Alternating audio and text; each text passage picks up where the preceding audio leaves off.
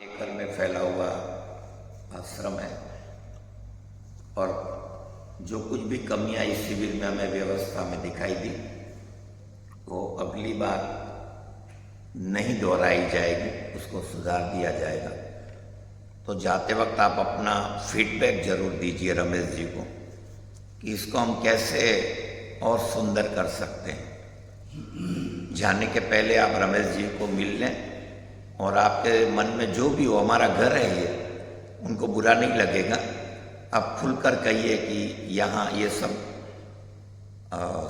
सुविधाएं अगर हम उपलब्ध करा सकें तो इसके गरिमा और भी बढ़ सकती है। मैं हमेशा कहता हूँ आश्रम तो बहुत है,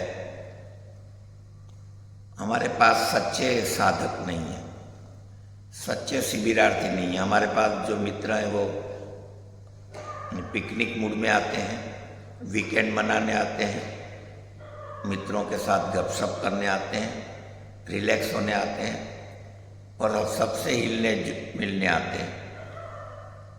सत्य को पाने की प्यास लेके आने वाले बहुत कम मित्र होते हैं और इसलिए आश्रम का निर्वाह करना अत्यंत दूभर है।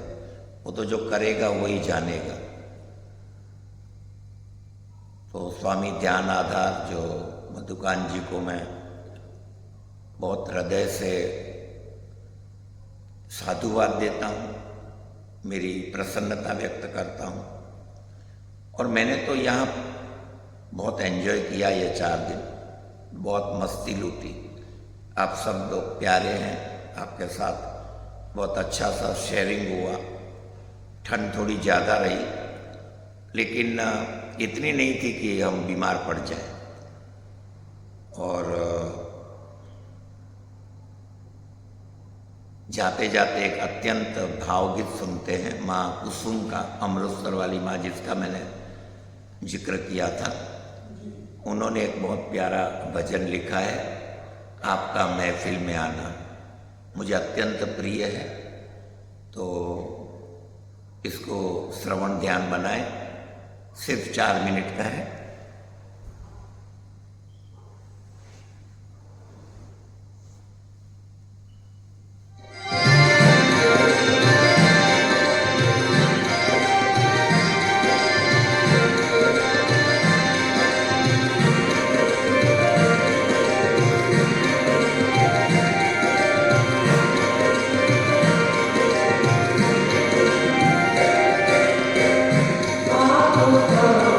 Oh,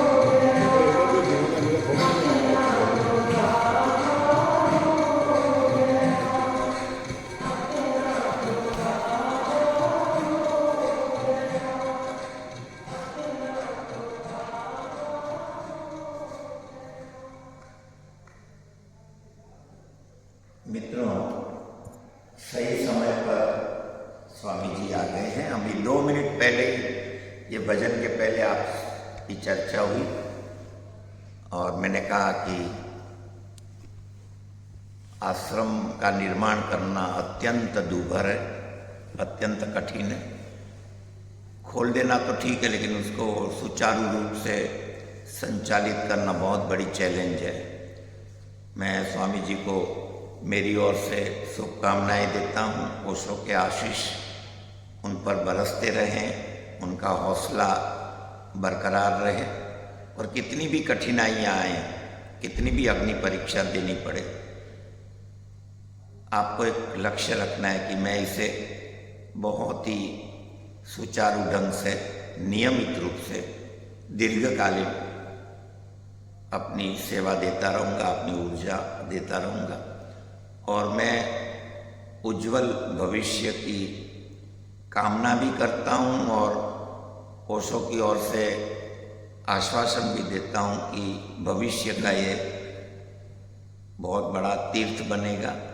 वैसे ही आबू जो है वो ओशो के लिए एक प्यारी भूमि रही। यहाँ ओशो ने कई शिविरें ली हैं, कठोपनिषद, निर्वाण उपनिषद और ईशा उपनिषद, ईशावास्य उपनिषद, ये 3 उपनिषद की शिविरें यहीं हुई हैं माउंट आबू में। और राजस्थान की धरती तो वैसे ही शौर्य की धरती है, संतों की धरती है। यहाँ ढेर सारे देरासर हैं, मंदिरें हैं और कण कण में इसका इतिहास समाया हुआ है। तो विदाई की बेला है तो हृदय भारी है। मैं तो यहाँ आके धन्य हुआ हूँ, आपकी आप जानो, आपकी आप जानो, मैं धन्य हुआ हूँ। और ये सिलसिला जो शुरू हुआ है हर महीने जारी रहेगा। स्वामी अंतर ओजस और चेतन विस्तार जी के ऊर्जा इसमें लगती रहेंगी। रमेश जी का सहयोग भी मुंबई में बैठे बैठे या मिलता रहेगा। आप अकेले नहीं हो स्वामी जी, मेरी जब भी सेवा, मुझे आप जब भी याद करेंगे, मेरे लायक जो भी सेवा होगी आप फ़ोन कर देना। मैं पूरी रूप से, पूरी निष्ठा से आपको सहयोग देता रहूँगा। तो मैं बहुत प्रसन्नता के साथ स्वामी जी को साधुवाद देता हूँ और शुभकामनाएं भी देता हूँ और विशेष कुछ ना कहते हुए अब मैं फीडबैक के लिए सभी को निमंत्रण देता हूँ। और मधु भाई कुछ अपने भाव व्यक्त करेंगे अंतिम पलों में, रमेश जी कहेंगे और बाकी जितने भी शिविरार्थी हैं यहाँ आके अपने अपने भाव व्यक्त करें। यहाँ आके ऐसा नहीं है कि आपको मीठी मीठी बातें करनी है, आप मेरा कान पकड़ सकते हैं कि स्वामी जितना बोलते क्यों। तो जो भी आपको लगा हो, शिविर में त्रुटियां लगी हो तो बताइए खुलकर, मुझे अच्छा लगेगा। मैं अपने को अपडेट करने की कोशिश करूंगा। तो आइए स्वामी जी, आपके भाव आइए, जो कुछ भी आपके भाव है। आपने अचानक बोल दिया, मेरी कोई तैयारी नहीं है। अरे इसमें तैयारी क्या अपना, जो बिना तैयारी के भाव आते हैं ना वो सही होते हैं, वो तो आर्टिफिशियल हो जाएगा। आप कुछ लिख के लाएंगे, रट के लाएंगे। मैं यहाँ बैठता हूँ तो कुछ भी मुझे पता नहीं होता अगला वाक्य मेरा क्या होगा। आइए यहाँ आ जाइए, यहाँ आ जाइए, थोड़ा इसको एक आध फुट वहाँ ले लीजिए। बैठ जाओ, ऊपर बैठना है तो बैठ भी जाओ। बैठना है तो यहाँ बैठ जाइए, ठीक है। बैठ के बोलना है तो बैठ के बोलना, ठीक से। देखिए, मैं जो कुछ भी है थोड़ा सा सही कहूँगा। ओशो जगत में मैंने जब पढ़ा ओशो को 95 में, तो जिस दिन पढ़ा उसके 7 दिन के अंदर मैंने संन्यास ले लिया था। एक बुक मेरे हाथ में लगी थी क्योंकि मेरी खोज थी कुछ, और उस खोज का उत्तर मुझे उनकी उस छोटी सी न्यूज़ बुक्स आती थी पहले उस समय, उसमें मुझे मिल गया एक लेख में। तो मैंने बोला मैं तो यही ढूंढ रहा था, मैं इसी पथ का पथिक हूँ। मुझे सारे पथकों पर प्रश्न चिन्ह लगता था कि इससे क्या होगा, इससे क्या होगा। 3 दिन भूखे रह गए तो क्या होगा, सारे दिन 3 दिन खाना याद आता है, तो ध्यान तो नहीं हुआ ना। तो इसके प्रश्न मुझे वहाँ पे उत्तर मिल गए। तो उसके बाद में उनकी बातों और वचनों को तो ऐसा लग रहा था कि आकाश से आ रहे हैं, ये डायरेक्ट आकाश से आ रहे हैं, मतलब क्योंकि इतने परफेक्ट वर्ड बिना कोई तैयारी के इतने शास्त्रों पे, तो आदमी तो एकदम पुरुष जीनियस है। फिर मैंने तहकीकात की कि वाकई ये भगवान थे कि नहीं थे, ताकि भगवान का तो आचरण से पता चलेगा, क्योंकि जिंदा थे उस समय, उनके साथ में लोग थे, तो उनका आचरण क्या था उससे पता चल जाए। आज कोई कितना भी मुर्दा लोगों की बातें करे तो ठीक है, लेकिन जिंदा लोगों में तो कोई उसके साथ रहता है तो वो पान बीड़ी भी पीता है, चाय भी पीता है, क्या करता है, लड़की के साथ घूमता है। तो उसको तो लड़कियों के साथ में भी रहते थे और ध्यान भी करवाते थे। मतलब स्वामी जी का राइट होना था, मुरारी की जैसे थे, कृष्ण की जैसे थे, गोपियों के साथ भी रहते थे और ध्यान में अकेले भी रहते थे, और शस्त्र उठाने को भी कहते थे। जब राजनीति में सुनो तो बोला न्यूक्लियर बम बनाना चाहिए, इंडिया को हथियार बनाने चाहिए, नहीं तो देश खा जाएंगे। तो ये सारी बातें 1960 में बोलते थे ओशो, और आज तक ओशो को तो अभी पढ़ने की जरूरत नहीं है, लेकिन ओशो के साथ जो रहे, ओशो का ध्यान जिसने किया, ओशो के शिविरों में जो लोग गए उनको टटोलता हुए कितने चेंज हुए। तो बस मेरी आप लोगों से सबसे यही मतलब आपसे एक रिक्वेस्ट तो नहीं है, लेकिन ये मैं सोचता हूँ कि ओशो को सुनने के बाद में अगर बदलो नहीं, वैसे की वैसे रहो तो कोई मतलब नहीं है। फिर शिविर में अपन मतलब हम लोग खाली एक एंटरटेनमेंट है, फिर तो अपने को सीनियर सिटीजन होम या उधर जाना चाहिए, जहाँ पे हंसी खुशी से अपन वृद्ध लोग वहाँ पे राजी खुशी रहे, तो वहाँ पे अपन अपना एक थोड़ा सा सामर्थ्य तो पैसे देकर रह सकते हैं। लेकिन यहाँ पे आने की अगर बदलाव होगी तो इसलिए मैंने सिर्फ ये बुद्धा हॉल इसलिए बनाया है ताकि लोग जो सत्य को खोजते हुए आए वो यहाँ पे बदल के जाए। बहुत, अब जिसकी खोज ही सत्य नहीं होगी वो तो खैर कोई मतलब नहीं, मैं उनसे तो कुछ कहूँगा नहीं, बस उन पर मेरी करुणा है कि कभी ना कभी उनको मन के अंदर सत्य की खोज लगे, और ये सत्य की खोज ही ब्रह्मा तक पहुँचाएगी, बाकी कोई नहीं। धन्यवाद। बहुत अच्छा, बहुत अच्छा। आपके सुझावों का हम बहुत गहराई से पालन करेंगे। आइए रमेश जी। तो मैंने तो बंद कर दिया शायद। ये आश्रम प्रकट हुआ, मैं देख रहा हूँ प्रकट हुआ, माध्यम आधार जी को बनाया, हम भी सब उसी का एक वो है, ईंट रख रहे हैं यहाँ पे। तो मैं गया 11 दिसंबर को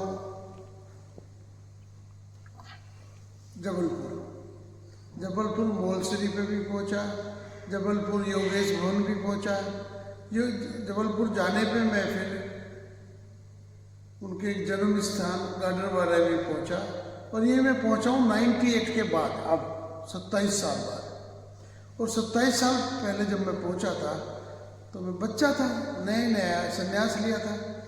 तो मुझे सौभाग्य मिला उसी कमरे में रुकने का जिसमें वो सो रहते थे।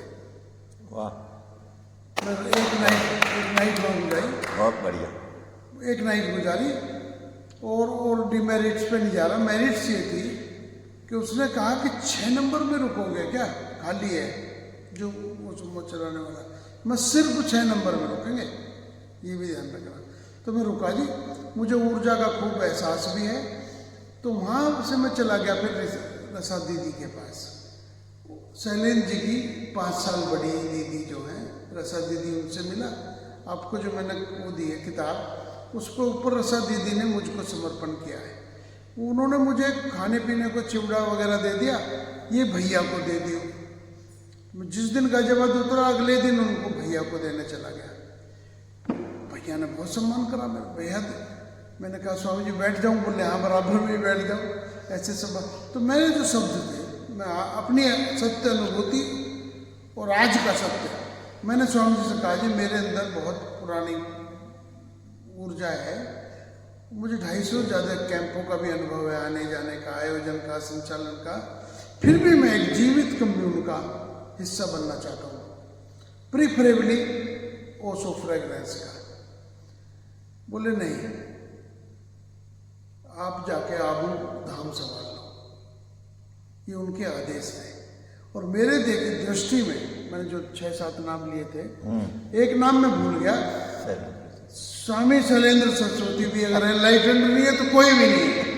वाह वाह, ये मैं घोषणा कर रहा हूँ, उसके पीछे आधार है। शैलेंद्र जी 90 से पहले अमेरिका वगैरह सब रहे, भाई होने से एनलाइटेनमेंट से कोई मतलब नहीं है। वो आदमी MBBS डॉक्टर है, वेल रेड है, अच्छा वक्ता है, और उनके ओशो के सामने तो कोई लक्ष्य नहीं था कि किस पे बोलना है, कैसे बोलना है। उन्होंने लक्ष्य लिया और उसमें बोले। उनके पास तो लक्ष्य था केवल और केवल ओशो। उन्होंने इतनी तरीके से उसको जिया पिया है, समृद्ध किया है, और हमको बांट रहे हैं। मैं उनके श्री चरणों में अभी भी नमस्ते करता हूँ। मुझे बहुत दुख हुआ जब फ्रेगरेंस तो बन गया और मैं नहीं जा पाया। मैं तो मन प्राण सब कुछ लगाने को तैयार हूँ बनते हुए कम्यून में। तो उन्होंने कहा है आबू धाम संभाल लें, तो फिलहाल तो मैं उन्हीं का आदेश अभी तक न मान रहा हूँ। आधार जी बहुत प्यारे हैं, आप सब लोग अच्छे हैं। मुझे निश्चित मालूम है कि आप प्रोत्साहन करेंगे, इस बात को बढ़ाने में करेंगे। मैंने स्वामी जी से वादा कर लिया था कि 2 कैंप प्रति माह अगले 5 अप्रैल तक मैंने बुक कर दिए हैं।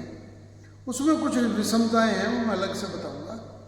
जो लोग यहाँ उस लायक नहीं हैं जो उस कैंप का कुछ कर पाएंगे, कभी भी नहीं कर पाएंगे, पर हम में से ही कुछ लोग हैं जो करेंगे भी। तो इसी के साथ मैं तो बहुत आधार जी बहुत प्रामाणिक रूप से आपको देख रहा हूँ। संभावनाएं विठल स्वामी ने बताई थी। एक बात और कहना चाह रहा हूँ, मैंने एक CCC निकाला है। पहली C है कंप्लेंट, दूसरी C है कंपैरिजन, और तीसरी है कंपटीशन। इससे पहले मैंने नो लगा दिया। There is no complaint, no comparison, no competition. We are simply unique, matchless. Nobody like us has come here up to now, nobody will come never. तो इस यूनिक कनेक्ट का मैं सम्मान करता हूँ। फिर पुनः शैलेंद्र जी को नमस्ते कर रहा हूँ और आपको प्रणाम कर रहा हूँ। बहुत बहुत धन्यवाद।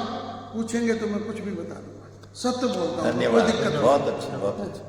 आइए रमेश जी, आप बोलिए। आप सब तैयार रहिए।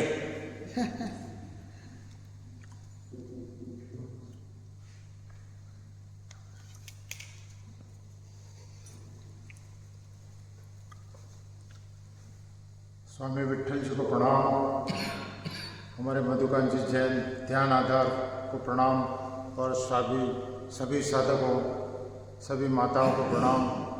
सबके प्रति अहोभाव।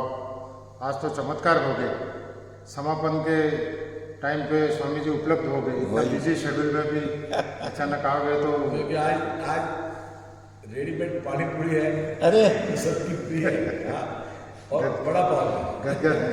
हाँ, तो उसके लिए कोई ज़्यादा पसंद नहीं पड़ी, रेगुलर रुपये में मिलता है। तो नहीं, बढ़िया बढ़िया, ये अच्छा मुझे कुछ संस्मरण याद आ रहे हैं। 2018 में जब हम मधुकांत जी के साथ यहाँ आए थे, तो मैंने भाव व्यक्त किए थे, अरे ये तो तैयार है, एकदम से कुछ हो सकता है।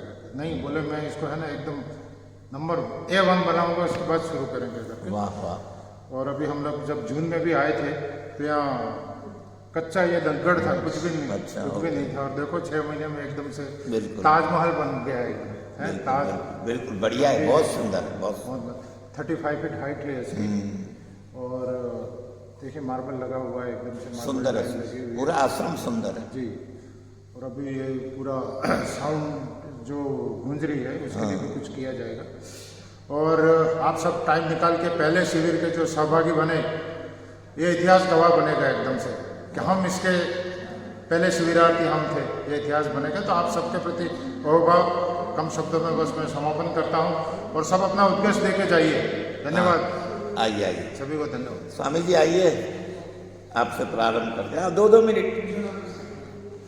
आपको जो अच्छा ना लगा हो संचालन में, वो भी बताने का हक है आपको। ऐसा नहीं है कि यहाँ के सबका वो फ्लैटरिंग करना है, तारीफी करनी है, ऐसी नहीं है। कान पकड़ने का भी अधिकार है सबको। नहीं, अरे बातें मत करो। स्वामी जी यहाँ सभी को प्रणाम, नमन। मैं तो आया था सोलन से 7-8 तारीख में। थोड़ा ये माइक आगे लो। हाँ बस अभी ठीक है, इसको धक्का मार दो स्टील को। अभी हम स्टील वाले को धक्का मार दो। बराबर बराबर अभी हाँ। मैं 9 साल से सोलन आश्रम में रह रहा हूँ, वाह साधक और वर्क मेडिटेशन में। तो सर्दियों में क्योंकि जनवरी फरवरी में वहाँ बंद हो जाता है और हम अपने घर इधर चले आते हैं, लेकिन घर में मन नहीं लगता है, ऐसा कोई साधना का माहौल नहीं होता, तो हम घर से भी करीब करते हैं। फिर कोई मौका मिलता है तो ऐसे जैसे अभी स्वामी विस्तार ने बताया कि वहाँ बन रहा है, चलते हैं। तो मैंने कहा चलो, तो हम घर आ गए। तो अच्छा लगा, कोई नया कार्य होता है उस जगत में, तो उसों का काम बढ़े, लोगों में उसों के विचार फैले और समाज में समरसता आए। आज का बड़ा विषाद है समाज में, एक द्वेष फैला हुआ है, वो उसों के विचारों से ही दूर हो सकता है। मेरा ये मानना है कि उसने जितना दिमाग खोल दिया है आध्यात्म के मामले में, इतना कोई नहीं खोल सकता। जो सही सही धर्म का, आध्यात्म का जो हमको एक जरूरत है, इस देश को जरूरत है, इस समाज को जरूरत है, हर जाति हर धर्म के लोगों को जरूरत है, वो किसी को भी मतलब सब ले सकते हैं, सबको जरूरत है। ऐसा नहीं कि किसी को इसको जरूरत है, मेरे को जरूरत नहीं है, उसको जरूरत है, इसको सबको जरूरत है। और उनकी बातों का तो खैर वर्णन नहीं किया जा सकता। और आप लोगों ने इतना अच्छा कार्य किया, इसके लिए मैं हृदय से धन्यवाद करता हूँ। और मेरे अनुभव का कोई लाभ मिल सकता है इस आश्रम को, तो मैं सहज तैयार हूँ, लेकिन टाइम अभी थोड़ा लगेगा, क्योंकि नया आश्रम में बहुत सी चीज़ें अव्यवस्था है थोड़ी। मतलब एक तो क्या होता है, आश्रम में सन्यासी आते हैं, हाइजीन का बहुत ख्याल रखना पड़ता है। और जो प्रेम भाव सन्यासी का होता है वो भी कई बार सन्यासी भी ओवर रिएक्ट करते हैं। कई बार हमारे यहाँ जो वो होते हैं, वो पेड वर्कर खास तौर से उनका एक हो जाता है, जो क्योंकि वो तो क्या करते हैं, तो 8 बजे ड्यूटी है, मैं क्यों 5:30 बजे चाय आ जाऊँ, सही बात। हाँ, लेकिन हमारे यहाँ सोलन आश्रम में अगर हमने लिख दिया हमारा नोटिस बोर्ड पर 5:30 बजे चाय है, तो 5:30 बजे चाय है। मैंने देखा है, Solan is up to date. ये हो जाएगा स्वामी जी, ये भी हो जाएगा, जो 100% हाँ, हो वही जाएगा। मैंने कहा नया है, समय का पाबंदी, अभी से कंप्लेंट एक नहीं मिनट भी कर सकते। कहीं सुबह में होता नहीं ना, नहीं तो ये हो जाएगा, हो जाएगा। 1 महीना 1 मिनट भी आगे पीछे नहीं होगा आदमी। सेट होता है, तो उसको एकदम कथावाचक हूँ, सही बात है। मुरारी बापू की तरह, जैसे वो राम के कथावाचक, आप लोगों के कथावाचक हो, और बहुत भीड़ आएगी। उनकी जरूरत नहीं है स्वामी जी, कोई किसी को तो बनना पड़ेगा। सभी ध्यान ही ध्यान करेंगे तो फिर भक्ति की बातें कौन करेगा। चलो ठीक है, आइए आइए। बहुत हम सब में सबसे ज्यादा अंतर यात्रा में जो लगे हैं, तो आप जो कह रहे थे कि वो शायद आपके साथ में आश्रम में भी सहयोग करेंगे, वो यही थे हाँ ये भी, हाँ चलाने में। हाँ, मैंने कहा ना कि इनका सहयोग अब भी आप कभी भी चाहिए तो ये चाहिए भी, बहुत चाहिए। चाहिए करेंगे करेंगे। मैं क्या बोला, ये यहाँ पे बैठने के लिए तैयार हो तो ही मजा आ सकता है। करेंगे बिल्कुल बाकी तो करेंगे। मैं ऐसा बोल नहीं रहा कि भाई किसी को मुझे पैसा दो, आप दो, तो बैठे और चलाए। नहीं करेंगे, अंदर से प्रेरणा आएगी, हमें मांगने की भी जरूरत नहीं। हाँ बताइए। सभी मित्रों को प्रणाम। इस जगह पर आने का सौभाग्य स्वामी विठल भारती जी से हुआ, विठल स्वामी जी के वजह हुआ। उसका कारण ये है कि उनके साथ में बहुत घूमा हूँ, और अब कि उनके साथ रहने का योग साल भर हो रहा है, शायद ज़्यादा भी समय होगा, रहने का नहीं हुआ, तो मेरा चलो स्वामी जी जिधर हम उधर, तो निकल पड़े। और उसमें फिर थोड़ा सा स्वार्थ भी था कि अबू धाम जैसी जगह पे आश्रम बना है, तो देखने को जाना चाहिए, प्रेरणा लेना चाहिए वहाँ से। ऐसे भी महाराज जी, ये जो रास्ता है फकीरी का, ये आसान नहीं है। जब तक इस फकीरी के रास्ते में बीच में मैं खड़ा हूँ, मैं यानी मेरा अहंकार, मगर ये रास्ता आसान भी है तब जब छोड़ दिया सब उसके भरोसे, तू ले जाए वैसा हम चलने को तैयार है, तो बात ही कुछ और है। तो आपने आज 55 शाम से जब से होशो सुना और आपने अपने जीवन में उतारा, संन्यास लिया है, ये कृपा है उसकी कि आपके हाथ से ये आश्रम भी खड़ा हुआ है, आपका इसमें भाव है, तभी ये चीज़ लगी होती। इतना आसान नहीं है कोई चीज़ को खड़ा करना। उसके पीछे उतना भाव, उसकी आपकी भक्ति, ओशो के प्रति आपका भाव है, तभी ये बात हुई है। और आपने कोई भी चीज़ की कमी नहीं देखी। ओशो का जो आश्रम लगता है जितनी सुंदरता से, खूबसूरती से, उन सब चीज़ों को ध्यान में रख के आपने सब चीज़ें बनाई हैं। ठीक है, निश्चित है कि अभी पूरा हुआ नहीं, हो जाएगा। जब शुरुआत हुई है तो निश्चित ही वो सुंदरता की हो जाएगा। और साधक यहाँ साधना के लिए आते रहेंगे, क्योंकि ये जगह इतनी साइलेंस है, जिनको साधना करना इससे बढ़िया जगह हो ही नहीं सकती। और आपने सभी तरह की सुविधाएं उपलब्ध की है, जो भी रही है वो पूरी होने में है। तो गुरु आपके पीछे सदा रखा है, और हम भी आपकी सेवा के लिए कभी भी रहेंगे। विठल स्वामी जी की तो तारीफ क्या करें। फूल की खुशबू, फूल का रंग बताया जा सकता है, फूल का स्वरूप दिखाया जा सकता है, उसकी छटाएं भी दिखाई जा सकती है, उसकी सुगंध क्या है वो तो उनके साथ रह के ही देखी जा सकती है। ऐसे हमारे स्वामी जी, बहुत बहुत धन्यवाद। और हमारी किस्मत अच्छी है कि गुरु के साथ जो रहे, उनकी पहली कड़ियाँ जो है उनके साथ मुझे रहने को मिल रहा है, उसके लिए मैं बहुत बहुत धन्यवाद। आइए स्वामी जी।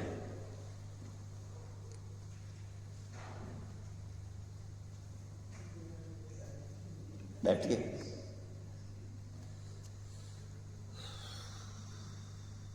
सभी मित्रों को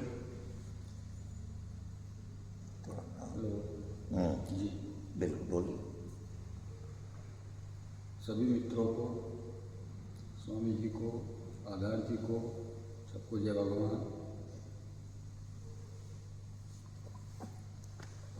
सबसे पहले तो हम यहाँ शिविर की बात करते हैं, ध्यान की बात। मुझे ज़्यादा बोलना नहीं आता, लेकिन मेरी बातों को समझ लेना। तो मैंने अभी तक इतना अच्छा शिविर नहीं किया है। अरे वाह, इतनी छोटी छोटी ध्यान की विधियाँ और इतने बड़े काम की।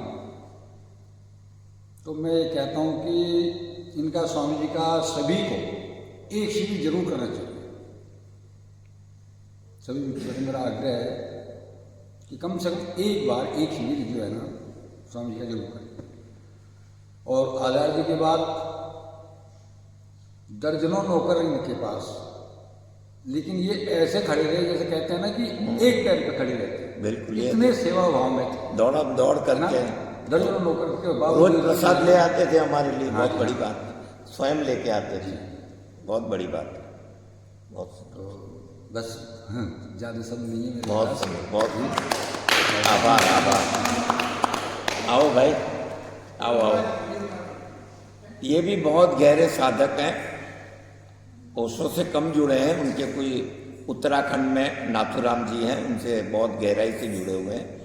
तो एकांत में महीनों तक रह के, उत्तरांचल में स्वामी जी एक आदमी जहाँ दिखाई नहीं दे, वहाँ महीनों तक रियल में सच्चे साधक है, प्योर गोल्ड। प्रणाम सभी को। फीडबैक के बारे में तो क्या कहेंगे, लेकिन मैं जिस उद्देश्य से यहाँ पर आया था वो मुझे मिला। वाह, और क्या चाहिए थी?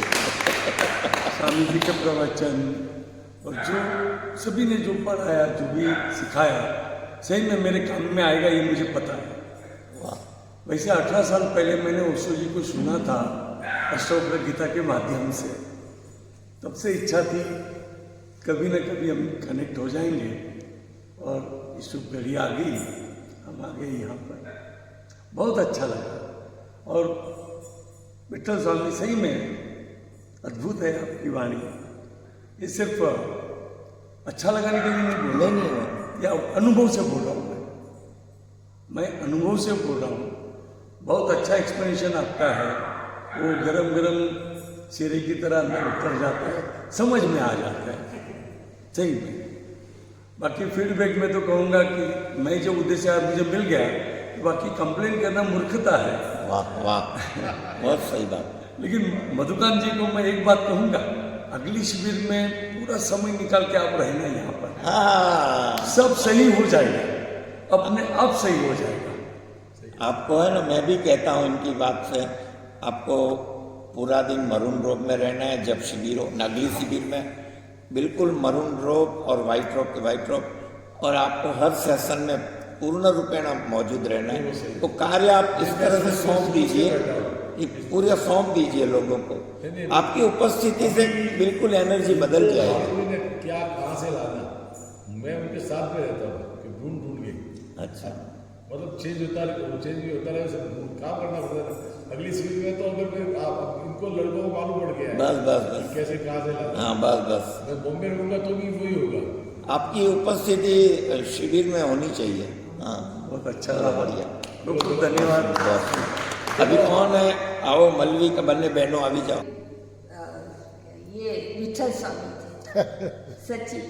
और इनके अभी तो पहले तो मैं बोलूँ हमारे सदगुरु को नमन, विठल स्वामी को नमन, यहाँ आए हुए सभी को नमन।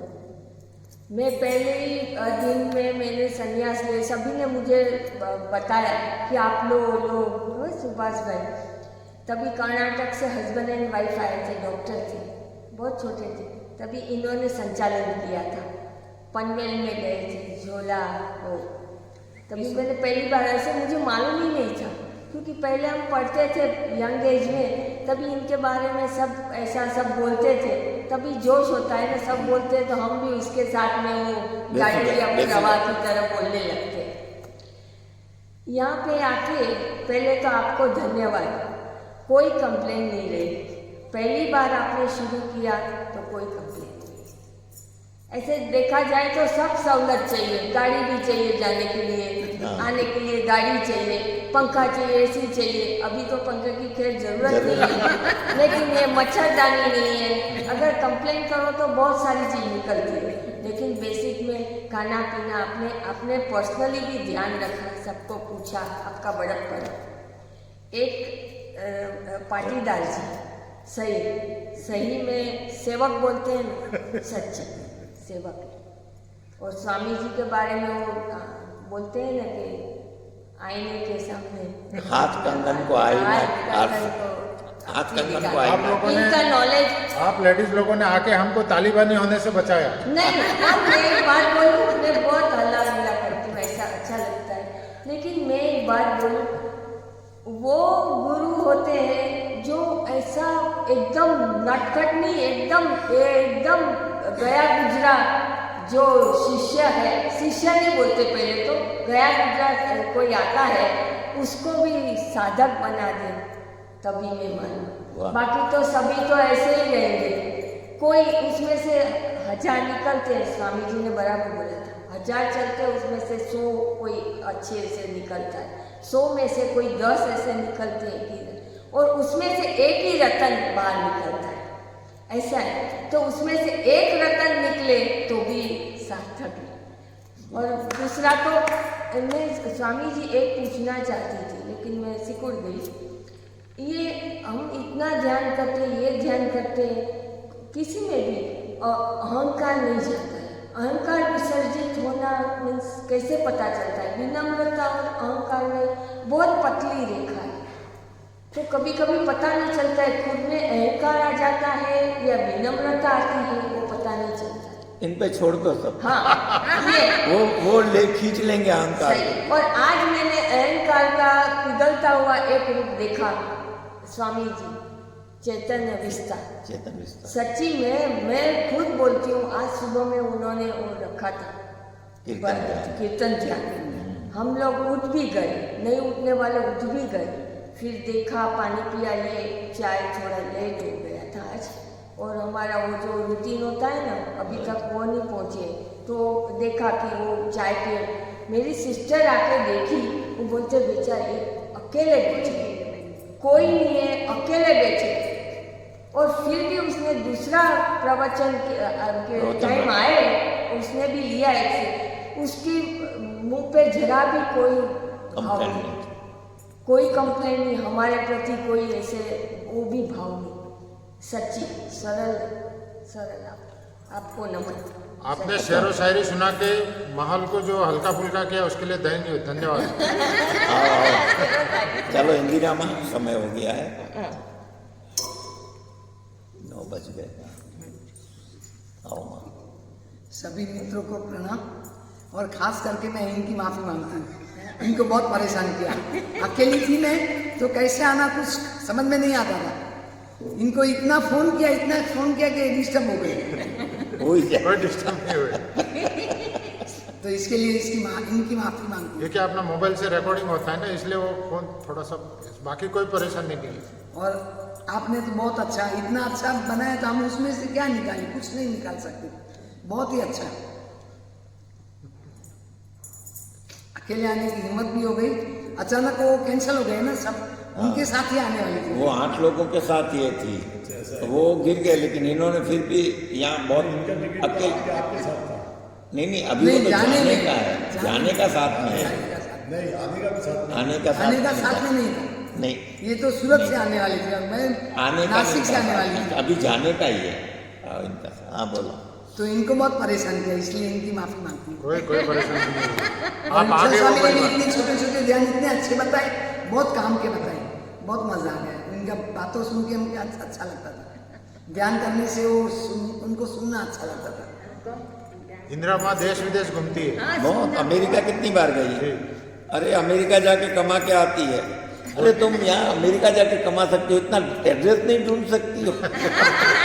मुझे ये बार बार प्रश्न आता है कि जब इतना लिखा हुआ दिया तो फिर क्या? नहीं, इनका जब भी व्हाट्सएप खोलती तो महाराजा मूवी नहीं खुलता है, उसमें तुमने लोकेशन का बटन खोलना चाहिए।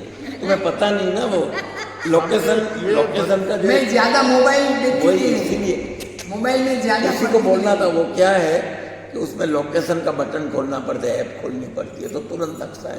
चलो ठीक है, मैं चिपका दूंगा आपको। आओ अब लास्ट तो आ जाओ, तुम्हें अभी फीडबैक देना है। आ जाओ आपको समय तो अब देवी बोले हो। जी का आज का जो प्रवचन का था ना, उन्होंने अपने शेयरिंग किया ना, वो बहुत अच्छा था। ध्यान से भी अच्छा धन्यवाद। आप सब, मैं क्या विचारों से गरीब हूँ, मगर तो भी 2 शब्द बोल दूंगी। आप जैसे मान के आगे मैं क्या बोल सकती, मन में विचार तो बहुत सारे आते, मगर हम व्यक्त नहीं कर सकते। मगर कभी कभी क्या लगता है बोल दिया, मगर ये आपने बहुत अच्छा काम किया है। बम्बई से राजस्थान के अंदर एक छोटे से गांव में जहाँ कोई पोल्यूशन नहीं है, खड़ा कर दिया आश्रम। बहुत बड़ी बात कर दिया, बहुत बड़ी बात कर दी। बहुत बड़ी बात आपको करी। और ये प्रकृति का सौंदर्य देखो, पोल्यूशन नहीं है, यहाँ के लोग इतने मस्त हो जाते हैं कि कुदरत में भी बैठो ना तो मजा आती है। दूसरा ये माँ ने बोला ना, आपकी बातें सुनने का मैं मजा आती है, मुझे ध्यान में मजा नहीं आ रही। आप ऐसा ही सेशन रखिए कि आप बातें बनाते रहो, हमें समझा। बहुत अच्छी मजा आती है, बातें सुनने में बहुत मजा। आप सब माताओं ने मधु जी का दिल जीत लिया। और मैं एक्चुअली बोले, हमारा भक्ति मार्ग है। हम लोग गाने के पीछे इतने पागल है कि कोई भी सिचुएशन में गाना गा देते हैं।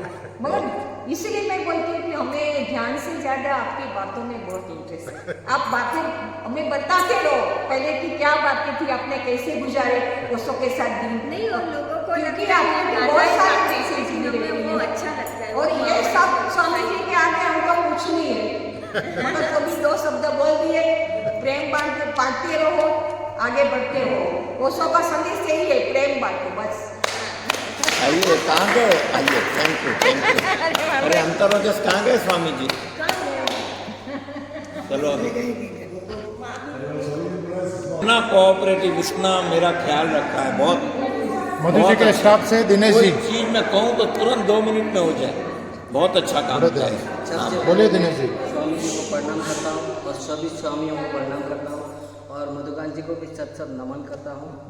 संत शरण जिस थल पड़े, पद पद होत कल्याण, सुखे उजड़े बाग बन जाते उधान। वाह।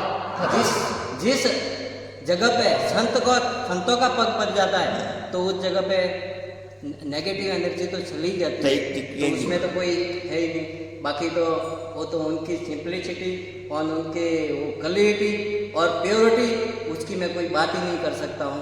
मैं कोटि कोटि वंदन करता हूँ। और मैं ओशो को मानने वाला नहीं था, लेकिन मेरे भी अंदर भावना हो गई कि मैं भी मान ले, क्योंकि मैं कट्टर सनातनी हूँ, कट्टरपंथी सनातनी हूँ, लेकिन मैं ओशो को मानता ही नहीं था।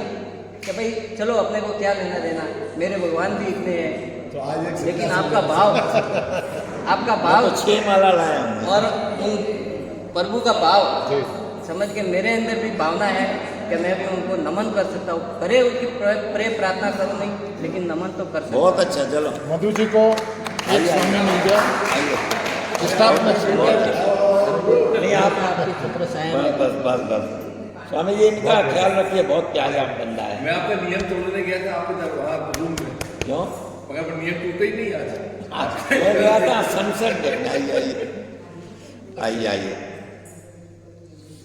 यहाँ मैं पूरा दिन उपलब्ध हूँ आपको, बैठिए। जज जो हैं ये यहाँ रहते हैं छिंदवाड़ा के आगे, और यहाँ अभी सेवा देंगे। उनकी धर्मपत्नी साथ में है, कई सालों से मैं इनको जानता हूँ, समर्पित शिष्य हैं, और इनके निगरानी में ये आश्रम और भी खिलेगा, फूलेगा, फलेगा, और नए नए साधकों को इनके द्वारा प्रेरणा मिलती रहेगी। इन दोनों की राम मिलाई जोड़ी है। मेरा साधुवाद, मेरी प्रसन्नता, मेरी शुभकामनाएं दोनों के लिए। बहुत बढ़िया। ये अभी बोलिए, अभी शिविर में कैसा लगा वो बोलिए। हाँ, और आश्रम कैसा लगा वो बोलिए। क्या है, शिविर तो हमने बहुत सारे अटेंड किए हैं, और बहुत सारे शिविर अटेंड, विठल स्वामी के तो हमने इतने शिविर अटेंड किए कि गिनती नहीं है, 2002 से 24 सालों का। मगर इस बार का जो शिविर का जो था ना, वो कुछ अलग था। और ये बात सही है कि आप यहाँ पर सोच के कुछ आते कि आज मुझे ये प्रोग्राम्स करने हैं, मुझे आज ये ध्यान कराना है, ये बोलना है, जो कुछ भी आप प्रोग्राम बना के लाते हैं, परंतु जब यहाँ पर आते हैं तो कुछ और ही होता है। यहाँ पर जब आते हैं तो कुछ और ही होता है, क्योंकि बाबा की जो मर्जी वैसा होगा। आप सब भूल जाएंगे कि आपको क्या कराना है। वाह, परफेक्ट है स्वामी जी, बिल्कुल। तो ऐसे ही जो रूपरेखा थी यहाँ की इस बार, तो मुझे सबसे ज़्यादा खुशी इस बात की हुई कि स्वामी विट्ठल ने जो 2-3 दिन में अपने पर्सनल जो एक्सपीरियंस शेयर किए वो अद्भुत थे। क्यों?